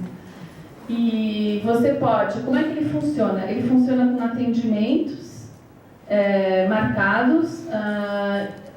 A gente não pôs o site, eu acho que o site a gente está atualizando, eu acho que falta os do inglês, do francês e do português a gente já tem, mas falta do inglês. Então, se você entrar na semana que vem, já vai estar atualizado, você vai ver lá. Se tiver segundo semestre de 2017, aqui já está atualizado. E tem horários de atendimento. Tem horários em que eles estão lá, né, funciona no prédio de letras, e tem outras que vocês podem marcar mandando um e-mail. Vocês mandam um e-mail, tem atendimento presencial e por Skype. Tem 2 tipos de atendimento, porque a gente sabe que em São Paulo a gente precisa pensar nesse atendimento também à distância, né? E aí como é que funciona? Vocês explicam o que vocês querem discutir, às vezes o ideal seria ter alguma coisa antes, né? Então assim, mandar antes o que vocês querem discutir. Quando é o caso de aluno de graduação, às vezes já de leitura, eles não conseguem mandar antes, eles começam, eles não sabem direito como é que é e tal, e eles chegam a pensar lá. Também não é proibido, mas é mais eficiente quando se manda antes. Então é mais ou menos assim. Respondi? Você tem mais alguma pergunta? Que tipo de serviço mais ou menos eu posso encontrar lá? Você pode, por exemplo, em relação, você é doutorando, tá? Em relação à tua tese, você pode, sei lá, vamos pegar um exemplo, você não sabe direito como construir a metodologia, o que escrever, né? Como construir, eu quero dizer o que escrever, não a metodologia que você usou. Como escrever o capítulo de metodologia, como escrever o capítulo de pressupostos teóricos, o que eu coloco na conclusão, o que eu não devo colocar na conclusão, o que eu coloco na introdução, o que eu não devo colocar na introdução. Como é que eu explicito os objetivos do meu trabalho? Né? Vocês vão ver que nesses livros a gente até trabalha um pouco isso. Formas de falar sobre o objetivo. Né? Uma outra coisa, como a gente evita repetições? Como é que a gente pode evitar repetições de palavras? Né? Então, o objetivo deste trabalho, esse trabalho tem por objetivo, sei lá, né? Formas de evitar a repetição. A construção geral, até as regras de referências bibliográficas, né? Então, assim, é bem variado em relação, não em relação à pesquisa que você realiza, né? Porque eles não vão poder, né? Isso daí é o orientador que tem que fazer, mas em como é que vocês colocam isso no texto, né? A textualização dos trabalhos de pesquisa, que podem estar numa dissertação, numa tese, num artigo científico, numa apresentação oral. Tem muita gente que vai falar sobre apresentação oral também, né? A gente também, nós temos pesquisa também sobre apresentação oral. Tem um aluno que é especialista em apresentação oral. Então, é esse tipo de coisas. 9, vamos ver. Tem mais dois. Vamos ver se os dois estão aí. 9, que é Ana Paula Gonçalves. Não. 149. 149. Priscila Coutinho Costa. Então, vocês concordam? Vou tirar os últimos aqui. Alguém tem mais alguma pergunta? Uma outra pergunta? 103. Lucas de Lacerda Zaparoli de Agostini. Nome bem longe. 109. Luciene Ribeiro dos Santos. Eu não estou dando slide. Quem é que você já? Você já deu. Você quer pegar aqui? Quem sabe? Estou achando assim já.